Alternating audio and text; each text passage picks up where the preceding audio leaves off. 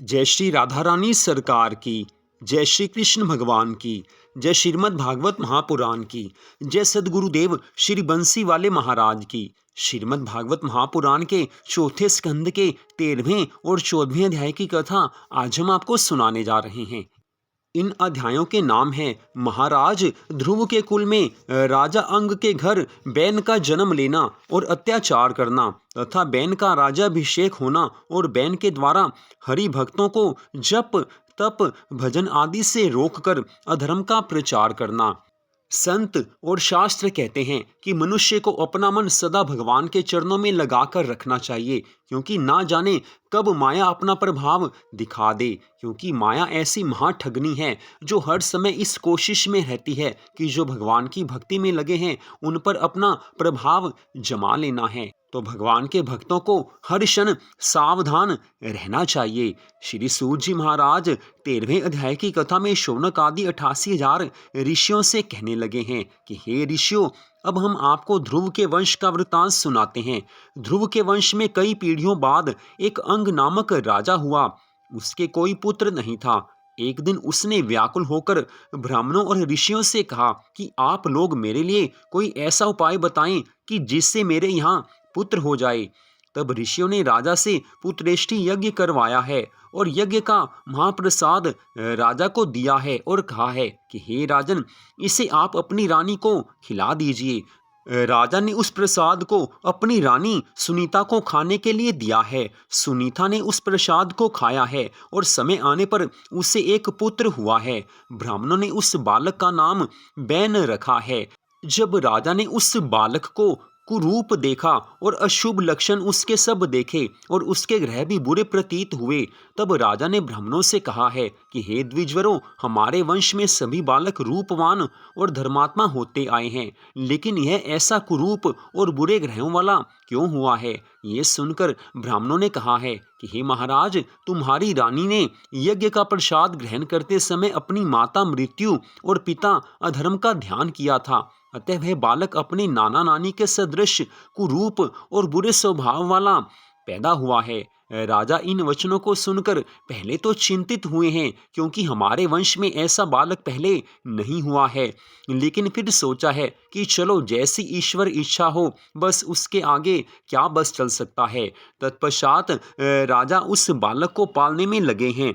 मन में एक ही भाव है कि काश ये बालक अच्छे स्वभाव वाला हो जाए, लेकिन होनी को कौन टाल सकता है। बड़ा होने पर बैन एक दिन शिकार खेलने के लिए वन में गया है तथा उन पशुओं को मारने लगा जिनको मारना महापाप समझा जाता था। यद्यपि राजा अंग ने ऐसे पशुओं को मारने के लिए उससे पहले ही मना कर दिया था, लेकिन उसने अपने पिता के कहने पर कोई भी ध्यान नहीं दिया है। जो अपने पिता की बात नहीं मानेगा वो अवश्य ही कुमार्ग पर चलने लगेगा। आज के इस समय में अगर हमारे माता पिता हमें कोई अच्छी शिक्षा देते हैं, कुछ ज्ञान देते हैं, कुछ बताते हैं, तो उसे सुनना चाहिए, उस पर अमल करना चाहिए। कई बार ऐसा होता है कि माता पिता कुछ कहते हैं तो हमें कुछ बुरा लगता है, क्योंकि उन्होंने जो कुछ कहा है वो हमें ठीक नहीं लगता, हमारे मन में कुछ और होता है। लेकिन इस बात को याद रखना चाहिए कि वो हमारे माता पिता हैं। उनके जीवन का जो अनुभव होता है उसी के आधार पर हमें वो कुछ बताते हैं, कुछ ज्ञान देते हैं, तो उनकी बात मान लेने में ही भलाई है। जो अपने माता पिता की बात को, उनकी आज्ञा को, उनकी सलाह को नहीं मानता, उससे बाद में पछताना पड़ता है। और आज इधर तो राजा अंग भगवान के भक्त हैं, पुत्र को अच्छी शिक्षा देते हैं, लेकिन वो ध्यान नहीं देता है। बैन काफी अत्याचारी है। कभी कभी वो अपने नगर के बालकों को अपने साथ स्नान के लिए नदी पर ले जाता और उनको जल में डुबोकर मार डालता, तो कभी वन में ले जाकर घूंसे मार मार कर उनके प्राण ले लेता था। इस तरह जब वह काफी ज्यादा अत्याचार करने लगा, तब वहां की प्रजा ने राजा के पास जाकर सब हाल कहते हुए बोला है कि हे महाराज, तुम्हारे पुत्र ने हमारे बालकों को बिना अपराध के ही मार दिया है। प्रजा की ऐसी पुकार सुनकर राजा ने बैन को बहुत प्रकार से समझाया है, लेकिन जो अत्याचारी हो वो नहीं समझता है। पिता के मना करने पर भी बैन ने उससे दुगना अत्याचार करना शुरू किया है। तत्पश्चात एक दिन पुनः प्रजा ने राजा के पास जाकर पुकार की है कि हे राजन, आपका पुत्र अत्यंत ही अत्याचार कर रहा है। ऐसी दशा में हम आपके राज्य को छोड़कर चले जाएंगे। ऐसा सुनकर राजा ने पुनः बैन को बुलाकर डांटते हुए कहा है कि तू व्यर्थ में प्रजा को कष्ट क्यों देता है। राजा के डांटने पर बैन रोता हुआ अपनी माता सुनीता के पास आया है और कहने लगा है कि हे माता, राजा मेरा कुछ भी सम्मान ना करके मुझे बिना ही कारण डांटते रहते हैं, इसलिए अब मैं घर को त्याग कर कहीं और चला जाऊंगा। बैन की माता सुनीता भी अत्याचारिणी थी, वो भी अपने पुत्र का पक्ष लेती थी। कहने लगी कि हे पुत्र, वृद्धा अवस्था आने के कारण तेरे पिता की मति भ्रष्ट हो गई है। वो जो कहें सो कहने दे, लेकिन तुझे जो कुछ अच्छा लगे सो तू करता रह, तुझे कोई नहीं रोकेगा। जिसकी माता ऐसी शिक्षा देगी वो बालक अवश्य ही कुपथ के मार्ग पर बढ़ता जाएगा। पिता से ज्यादा माँ अपने बालक को समझा सकती है। आज के इस समय में भी अगर माता पिता अपने बच्चों की ओर ध्यान दें, उन्हें अच्छी शिक्षा दें, तो वो सुधर सकते हैं। लेकिन अगर पिता अच्छी शिक्षा दे और माता बुरी शिक्षा दे, माता उन पर कंट्रोल ना करे, अगर माँ अपने बच्चों पर कंट्रोल नहीं करती, उनकी बुरे कामों में भी उनकी सहायता करती है, उन्हें डांटती नहीं है, तो कभी ना कभी माता पिता दोनों को ही दुखी होना पड़ता है। एक बच्चा अगर गलती करता है तो माँ बाप को उसे डांटना ही चाहिए। बच्चों से प्यार होना अच्छी बात है, बच्चों से प्यार होना ही चाहिए, क्योंकि बच्चे भगवान की देन होते हैं, वो हमारे वंश को आगे चलाते हैं। लेकिन वो अच्छे तभी बनेंगे, उनके जीवन में भगवान की कृपा तभी आएगी जब उनका स्वभाव अच्छा होगा, उनके कर्म अच्छे होंगे, उनका आचरण अच्छा होगा। तो ये माता पिता दोनों के ऊपर निर्भर करता है कि वो अपनी संतान को कैसी शिक्षा देते हैं। अगर संतान गलती करती है तो डांट दीजिए, आगे जीवन में आप सुखी रहेंगे। आज आप उसकी गलती पर नहीं डांटेंगे तो कल को आप दुखी होंगे। ये बात बिल्कुल सच है। सुनीता कहने लगी है कि तुझे जो अच्छा लगता हो सो तू किया कर। तदुपरांत रानी सुनीता अपने पति से क्लेश मचाने लगी। उस समय राजा ने अपने मन में सोचा है कि स्त्री पुत्र आदि के मोह में फंसकर मनुष्य परलोक को भी भूल जाता है तथा अच्छी बात समझाने पर भी उससे बुरा मालूम पड़ता है। इस कारण मुझे अपना जीवन व्यर्थ नहीं गंवाना चाहिए। मेरे पिछले जन्म के कोई पाप सामने आए हैं जिससे मेरे यहाँ ऐसा अत्याचारी पुत्र उत्पन्न हुआ है। अब यदि मैं इसके साथ रहूंगा तो उसके पाप करने से मुझे भी नरक भोगना पड़ेगा। जिसकी माता को ही धर्म अधर्म का ज्ञान नहीं है, भला उसका पुत्र पापी क्यों नहीं होगा। मुझे ऐसे अत्याचारियों के साथ में रहना उचित नहीं है, क्योंकि बुरी संगति में रहने से कभी सुख नहीं मिलता है। मेरे लिए यही अच्छा है कि मैं वन में जाकर भगवान के निमित्त तपस्या करूं, भगवान की भक्ति करूं। इस प्रकार राजा ने आज दृढ़ विचार करके निश्चय किया है कि अब यहाँ से जाना है। संसारिक बंधनों से विरक्त होकर वह भगवान की भक्ति के लिए वन में चले गए हैं, तपस्या करने लगे हैं, परंतु उनके घर से निकल जाने का हाल कोई नहीं जान सका है। तत्पश्चात 14वें अध्याय में मैत्रेय ऋषि विदुर जी से कहने लगे हैं कि हे विदुर जी, जब राजा अंग बिना कहे सुने ही रात्रि में घर से निकलकर वन में पहुंच गए, तब सुबह होते ही मंत्रियों तथा नगरवासियों को ये सुनकर बड़ा दुख हुआ है। उन्होंने राजा को बहुत खोजा, लेकिन राजा का कहीं पता नहीं चला है। जिसे भगवान से प्यार हो जाए वो यहाँ से चला जाता है, संसार से चला जाता है। राजा दुखी हैं क्योंकि उनकी पत्नी भी अधर्मी है, पुत्र भी अधर्मी हैं। इतनी दूर वो चले गए हैं कि कोई उनके पास नहीं पहुंच सकता है। राजा के बिना नगर में चोरी और ठगी तथा आतंक बढ़ने लगे हैं। सब ब्राह्मणों और ऋषियों ने अंग के वंश में किसी अन्य व्यक्ति को राजा बनाने के योग्य नहीं समझा। तब लाचार होकर उन्होंने बैन का ही राज्याभिषेक किया है। बैन शक्तिशाली तो था ही, उसने राजकाज संभालते ही चोरों और डाकुओं को पकड़कर प्राण दंड देना शुरू किया है। कुछ ही दिनों में जैसे सांप के भय से चूहे भाग जाते हैं, उसी प्रकार बलशाली राजा बैन के डर से डरकर सभी दुष्ट दुराचारी लोग उसके नगर को छोड़कर चले गए। जो अन्य राजा बैन के पिता महाराजा अंग को कर नहीं देते थे, वे भी उन्हें कर देने लगे हैं। इसके पश्चात सातों द्वीपों में बैन ऐसा प्रतापी राजा हुआ कि जगत में उसके समान प्रतापशाली अन्य कोई दूसरा राजा नहीं था।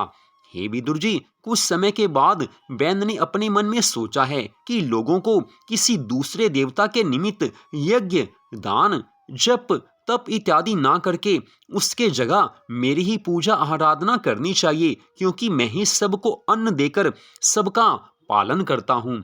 आज बैन के मन में आया है कि सब मेरी पूजा करें, मेरे लिए सब कुछ करें। जब किसी के मन में ऐसे गलत भाव आते हैं तो उसका सर्वनाश हो ही जाता है। मनुष्य को अपने मन को संभाल कर रखना चाहिए।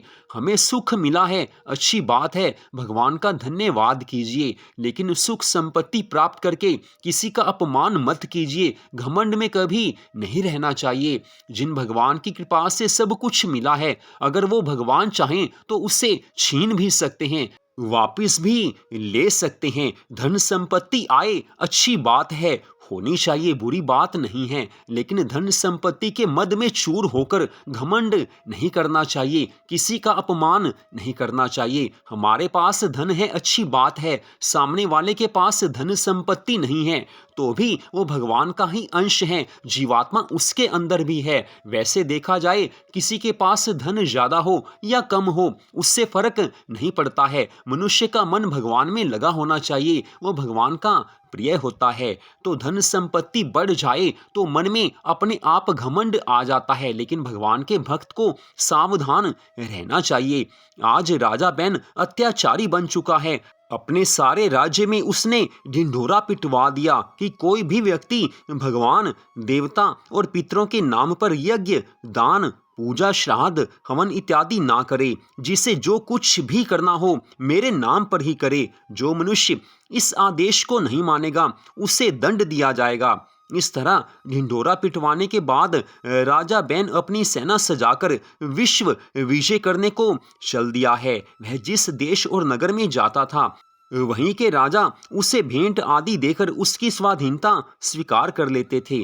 तब राजा बैन उन सब से भी यही कहता था कि तुम लोग अपने राज्य भर में ऐसी आज्ञा प्रसारित कर दो कि कोई व्यक्ति किसी देवता, पितर अथवा परमेश्वर के नाम पर यज्ञ, दान, पूजा पाठ ना करे। जिसे जो करना हो मेरे नाम पर ही करे। प्रतापी राजा बैन के भय से सभी राजा उसकी आज्ञा को मान लेते थे। इस प्रकार बैन के भय से कुछ ही दिनों में सातों द्वीपों में यज्ञ, दान, जप आदि शुभ कर्म होने बंद हो गए और पापाचार बढ़ने लगा है। राजा बैन के इस अधर्म को जब भृगु, वशिष्ठ आदि ऋषियों और ब्राह्मणों ने देखा, तब उन्होंने सरस्वती नदी के तट पर बैठकर आपस में ऐसा विचार किया है कि राजा का काम अधर्मियों और पापियों को दंड देने का होता है, परंतु राजा खुद अधर्मी बना हुआ है। इसने अधर्म से सब कार्य आरंभ किए हुए हैं। सारी पृथ्वी में धर्म और पुण्य को इसने उठा दिया है। अतः इसका कोई उपाय करना चाहिए, क्योंकि ऐसा अधर्मी राजा त्रिलोकी भर के लिए अमंगलकारी है। इस प्रकार विचार करने के पश्चात ऋषि मुनियों ने निश्चय किया है कि हम लोगों ने ही बैन को राज सिंहासन पर बैठाया है, अतः हमें एक बार उसे जाकर समझाना चाहिए, शायद वो समझ जाए। ऐसा निश्चय करके आज भृगु, वशिष्ठ आदि ऋषि मुनि एकत्र होकर राजा बैन के पास आते हैं। राजा ने दंडवत प्रणाम किया है, तत्पश्चात उनको सम्मान पूर्वक बैठाया है। ऋषियों ने राजा से कहा है कि हे राजन, हम आपको एक बात समझाने को आए हैं। अगर आप समझ जाएंगे तो आपका कल्याण होगा, नहीं समझेंगे तो आपका अमंगल होगा। यह सुनकर राजा बैन ने पूछा है कि वह कौन सी बात है जिसे आप सब ऋषि मुनि मुझे बताने आए हैं। तब ऋषि कहने लगे हैं कि हे राजन, आप संसारी लोगों को जप, तप, यज्ञ तथा देवता और पितरों आदि के नाम पर शुभ कर्म करने से मना करते हैं। ये अच्छी बात नहीं है। हम लोगों का तो यही धर्म है कि हम लोग श्री नारायण भगवान का ध्यान करें और उन्हीं के निमित्त जप तप यज्ञ आदि शुभ कर्म करें। लेकिन राजा बैन ने कहा है कि हे ऋषियों, आपके पुराणों में राजा को परमेश्वर का स्वरूप कहा गया है, अतः आप लोगों को मेरी आज्ञा का पालन करना चाहिए। यदि आप लोग मेरी आज्ञा को नहीं मानेंगे तो मैं आप सबको भी अवश्य दंड दूंगा। राजा बैन के मुख से ऐसे अपशब्द सुनकर ऋषि मुनियों ने परस्पर निश्चय किया है कि ऐसे अधर्मी राजा को मार डालना ही उचित है। ये विचार कर उनमें से किसी ऋषि ने अपने हाथ में जल लिया है और किसी ने कुश लेकर मंत्र पढ़ते हुए ऐसा शाप दिया है कि जिसके कारण राजा बैन तत्काल ही मृत्यु को प्राप्त हो गया है। उसकी मृत्यु हो जाने पर सभी ऋषि मुनि अपने अपने घर को चले आए हैं। बैन के मर जाने पर उसकी माता सुनीता बहुत प्रकार से विलाप करने लगी है, काफी दुखी हुई है। उस समय उसने सोचा नहीं था कि मेरे पुत्र के साथ ऐसा होगा। जब पुत्र को अधर्म की शिक्षा दी जा रही थी तब उसने सोचा नहीं था कि इसका आगे जाकर क्या परिणाम होगा। माता अगर पुत्र को अच्छी शिक्षा देती है तो वो सारे वंश का आगे नाम बढ़ाता है, भगवान की उससे कृपा मिलती है। लेकिन अगर माँ ही बच्चों को गलत शिक्षा देगी तो आगे जाकर ऐसा ही परिणाम निकल जाता है जैसे सुनीता के साथ हुआ है। सुनीता के सामने पुत्र का शव पड़ा है, लेकिन करे तो क्या करे, क्योंकि जैसी करनी वैसी भरनी, जैसे कर्म किए हैं वैसा फल तो मिलता ही है। मनुष्य ये सोचता है कि आज पाप कर्म कर लेते हैं, कोई देखने वाला नहीं है, ये मनुष्य की भूल है। प्रभु तो सब कुछ देखने वाले हैं। हम पाप करते हैं, कोई पास में नहीं है, तो ये नहीं सोचना चाहिए कि कोई देखने वाला नहीं है, क्योंकि भगवान तो अंतर्यामी हैं, भगवान तो सब कुछ देखते हैं। भगवान सब पर कृपा तो करते हैं, लेकिन पापी को दंड भी भगवान ही देते हैं। ये बात अलग है कि जो मनुष्य भगवान का भक्त हो उसके द्वारा अगर किसी कारणवश जाने अनजाने कोई पाप कर्म बन जाता है, उसने पाप कर्म नहीं किया लेकिन भूल से उससे कोई पाप कर्म जाने अनजाने में बन गया, तो भगवान कृपा करके उसकी उस भूल को क्षमा कर देते हैं। लेकिन अगर कोई जानबूझकर अत्याचार करेगा, बारंबार पाप करेगा, जानबूझकर पाप करेगा, तो उसे तो दंड प्रभु देंगे ही देंगे। राजा बैन ने अत्याचार किया था, सबको धर्म कार्यों से रोक दिया था, उसका फल उसे मिलना ही था। आज सुनीता रो रही है, दुखी है, विचार करने लगी है कि कभी ये ऋषि मुनि पुनः प्रसन्न होकर मेरे पुत्र को जीवित कर देंगे। ऐसा सोचकर उसने बैन के शव को जलवाने की बजाय उसकी आंतें निकलवाकर, पेट खुलवाकर, उसमें मसाले भरवाकर उसे तेल में रखवा दिया है, जिससे कि वह गले या सड़े नहीं। तत्पश्चात राजा बैन की मृत्यु के पश्चात संसार में फिर से यज्ञ, हवन, जप तप आदि शुभ कर्म होने आरंभ हुए हैं, परंतु राजा के ना रहने के कारण चोर, ठग इत्यादि फिर से प्रजा को दुख देने लगे हैं, पीड़ा पहुंचाने लगे हैं। जो लोग अधर्मी थे फिर से वो निर्भय होकर मनमाना पाप करने लगे हैं, क्योंकि पता है कि राजा नहीं है। इस कारण चोरी बढ़ गई है, ठगी बढ़ गई है, डाकू बढ़ गए हैं। ऐसी दशा देखकर ऋषि मुनि और ब्राह्मणों ने फिर से मन में विचार किया है कि राजा के बिना संसार में धर्म स्थिर नहीं रह सकता। ऐसी अवस्था में सारी प्रजा वर्ण संकर हो सकती है। नीति शास्त्र में लिखा है कि जिस देश में कोई राजा नहीं हो, अथवा जहाँ का राजा अधर्मी हो या मूर्ख हो, अथवा जहाँ पर मूर्ख स्त्री राज्य करती हो, अथवा जिस देश में अनेक राजा हों, वहाँ रहने से धर्म नष्ट हो जाता है। इसलिए अब हम लोगों को भी किसी अन्य राजा के लिए उपाय करना चाहिए। यद्यपि श्री नारायण भगवान की कृपा से बैन को हम पुनर्जीवित कर सकते हैं, परंतु वह अधर्म नहीं छोड़ेगा, अतः उसको पुनर्जीवित करना सर्प को दूध पिलाने के समान होगा। इस देश का राज सिंहासन भक्त राज ध्रुव के वंश का है, अतः संभव है कि राजा बैन के शव में भी कुछ धर्म का अंश विद्यमान हो। अब हम लोगों को चाहिए कि राजा बैन के शरीर को मथ कर उसमें से किसी बालक को उत्पन्न करें तथा उसे राज सिंहासन पर बैठा दें। आज ऐसा निश्चय सब ऋषि मुनियों ने किया है।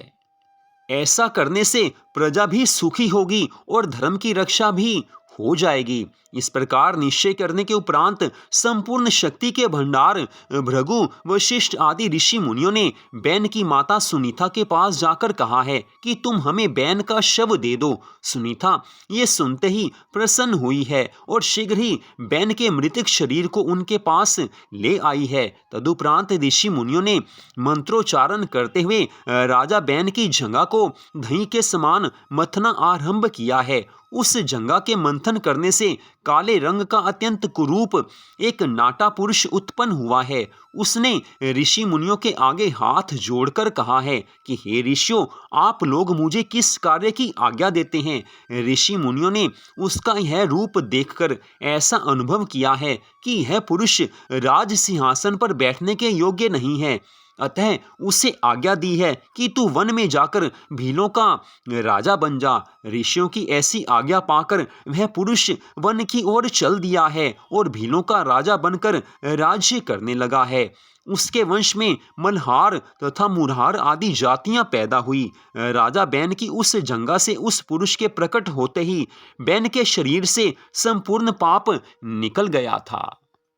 तो यहाँ तक कि इस कथा में स्पष्ट बताया गया है कि माता पिता को एक ही काम करना है, अपने पुत्र को अच्छी शिक्षा देनी है, उसे धर्म की शिक्षा देनी है, उसे भगवान की भक्ति के मार्ग पर आगे बढ़ाना है। संसारिक शिक्षा तो उसे मिल ही जाती है, लेकिन भगवान की भक्ति में उसे लगाना चाहिए। अगर पुत्र कोई गलती करता है, पुत्री कोई गलती करती है, उसे डांट दीजिए, जीवन भर आप सुखी रहेंगे। लेकिन पहले आप प्यार करेंगे, गलती पर उसे डांटेंगे नहीं, तो बाद में आपको दुखी होना पड़ेगा।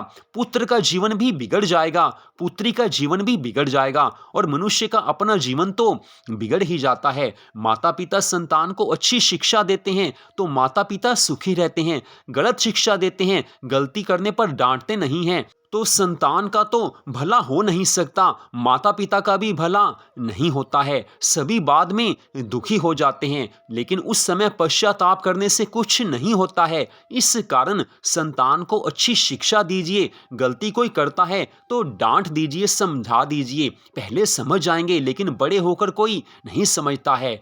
तो सारांश यही है कि अपने घर में भगवान की भक्ति आप करेंगे तो बच्चों को भी अच्छे संस्कार मिलेंगे। संस्कारी पुत्र हो या संस्कारी पुत्री हो, वो अपने माता पिता का नाम रोशन करते हैं। जीवन में भगवान की भक्ति उनके आएगी तो भगवान की कृपा मिलेगी, वंश आगे बढ़ेगा और ये वंश धर्म पर चलने वाला होगा, धर्म को मानने वाला होगा। तो आज की इस कथा का यहीं पर विश्राम होता है। अगले भाग में आप आगे की कथा को सुन पाएंगे। जय श्री राधा रानी सरकार की, जय श्री कृष्ण भगवान की, जय सद्गुरुदेव श्री बंसी वाले महाराज की, जय श्रीमद् भागवत महापुराण की। जय जय श्री राधे, जय जय श्री राधे, जय जय श्री राधे श्याम।